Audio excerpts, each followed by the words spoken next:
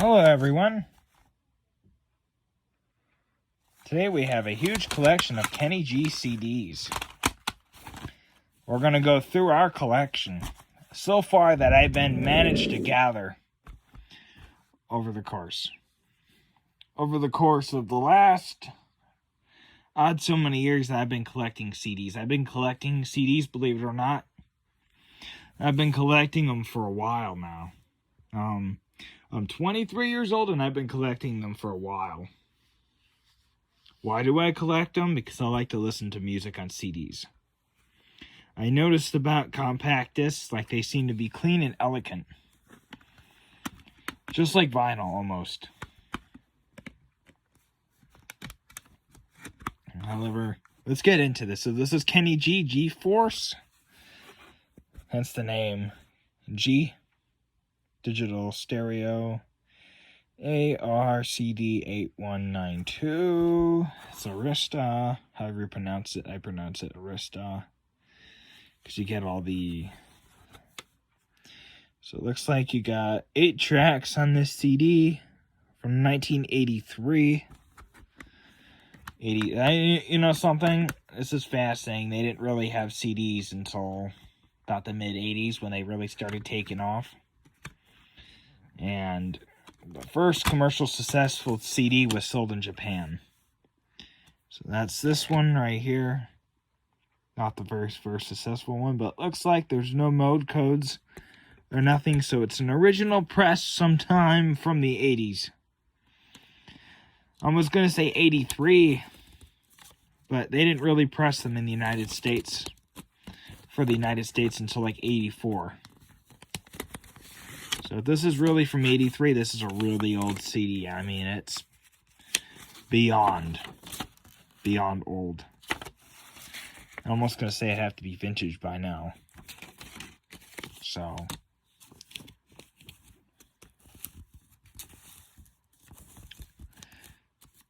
you can barely even read what the codes are on the disc because it's so old. So, supposedly this is from 1983. Move on to the next one in the group here. We have Kenny G, Gravity. So you can see here it's another digital stereo. It's always digital on compact discs or DVDs or whatever. You get track 9. You get 9 tracks on this. Hopefully people didn't pay a ton of money for these when these were new. Because obviously to me they're not worth much.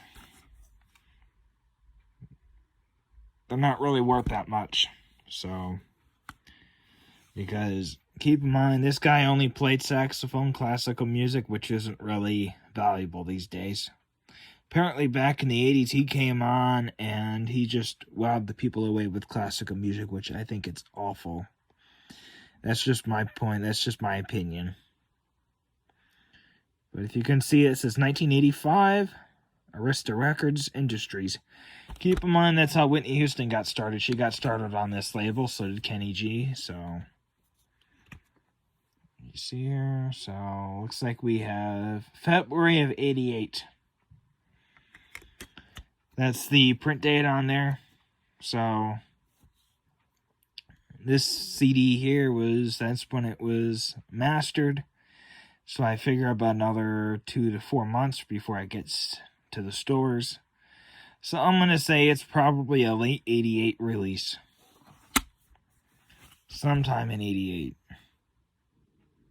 Or 89. So the other one there didn't really have much information on that. That's kind of like what the CD looks like. And here's the open part of this.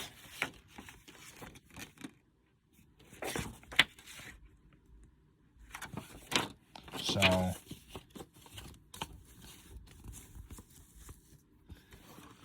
I've seen some newer Kenny G stuff from like the 2010s floating around at Goodwill fast. The last few years I've seen it. I usually don't buy Kenny G because I got no idea who that is. Kenny G dual notes.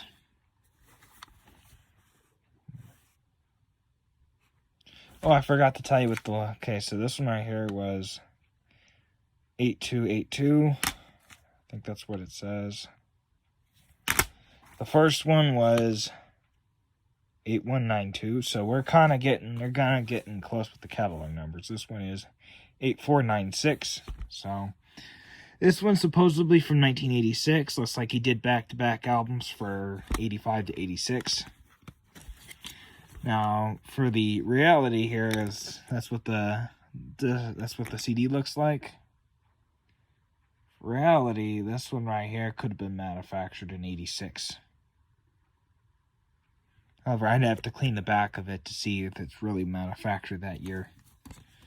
Because usually the older ones from the 80s, they had manufacturer's dates in the late 80s. And just Arista did. So that's what this looks like. Imagine that brand new in plastic in 1986. Looks pretty weird though. So there's those three again. Kenny G, Silhouettes. I think that's how you pronounce that. Oldsmobile had a minivan called Silhouette too. So 8457. So looks like this one's from, it's hard to read, but I think it says 88. So that's what the back of it looks like. Looks like Turner Management Corporation helped. Somehow got their name on this one. Hard to get open. These older ones were not equal. They were not friendly for the public to get open, stuff like that. Yeah, it's in 1988. So that's what the CD looks like. You got 10 tracks. This is the last one we had called Dual Tones. It had 10 tracks on it. This one also has 10 on it.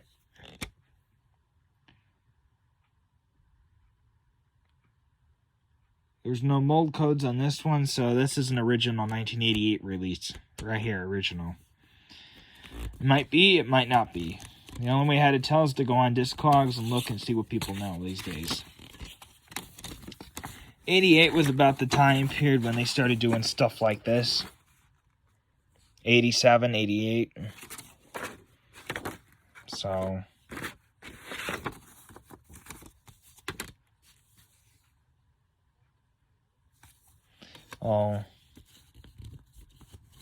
it's about when they started doing stuff like that. I was wondering what that voice was. It's Siri over there. She goes off just once in a while, so that was 8457. I think this is from 96, 97, 99. So we got a huge gap here between eras of Kenny G here. I don't have any of his, 90s stuff. I basically just have his 80s stuff, as you can see. So here's Kenny G at the moment. This one right here is, looks like they went away with the ARCD catalog numbers, and they got a really long one here. 07822-18935-2. This came out in, 1996. It's hard to see that, but that's what it says. It's a unit of BMG, so it looks like they must have gotten purchased out. Looks like you got 12 tracks, so it looks like he's doing a little bit more music. That's what the CD looks like. It's very beautiful, very, elegant design and everything. So it's got the mold numbers because it's from, they started using those in 1994. The booklet. This is when the booklet started getting more complex. It was about 1990 to 1991. Because keep in mind, they were afraid at this time period of how much information can we put in a booklet. That's what they were afraid of. So that's that.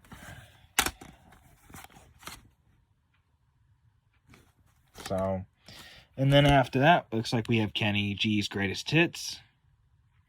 It's funny enough because he continues still to release music with Arista Records throughout the 2000s. So it's kind of weird. You know, you don't do this, you don't continue to release music after you do greatest hits. That's how the 70s was. Or the 80s, that's how it used to be. So 07822-189091-2. So that's what this little looks like. Looks like you got 17 tracks on here. It says previously unreleased. I highly doubt that. I mean, the greatest hits was never released before, but I'm assuming the tracks were released before. Because keep in mind, Frank Sinatra passed away in 1998. So this could as well, that 16 track could have been well a duet with Frank Sinatra. Could have been. Who knows? This is what supposedly the CD looks like. It's very nice though. It's not like your typical.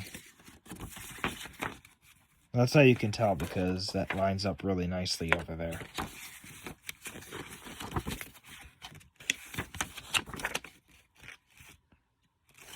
So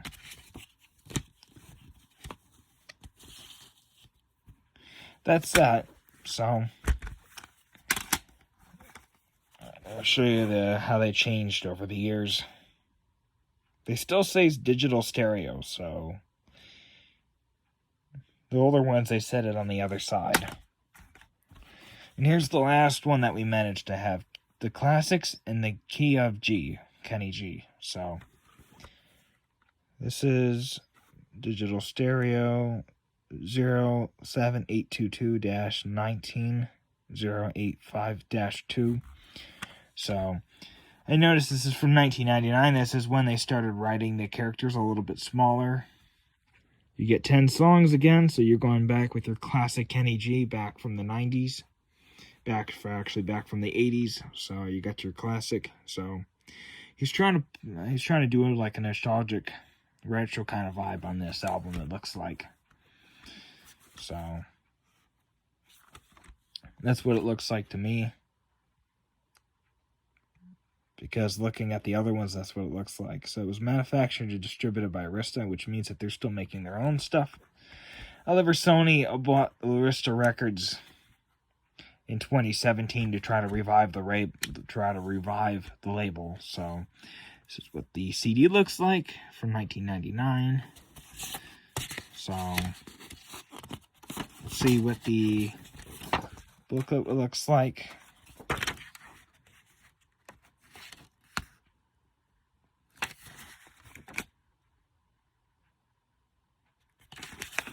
Got a little letter from him himself.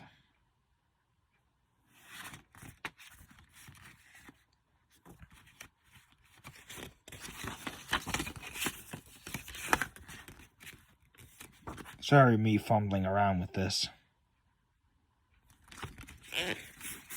I don't do this much. I don't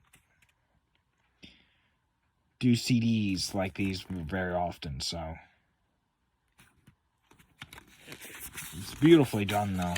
I gotta admit, though, I haven't seen this much work put into one of these classics albums since Barbra Streisand did her Walls album, but that was 2018, so I hadn't seen. I was born this year, probably when this came out. Yeah, I was. So, wouldn't have been alive around to purchase this. But that's that.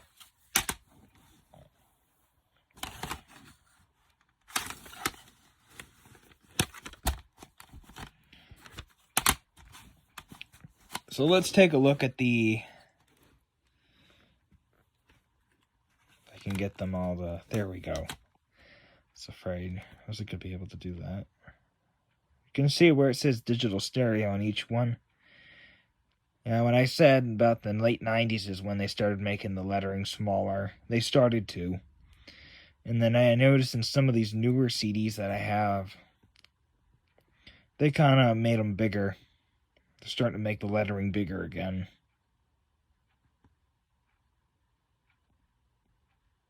However, as you can see, they started out smaller and then they made it bigger towards the end of the 80s and the 90s.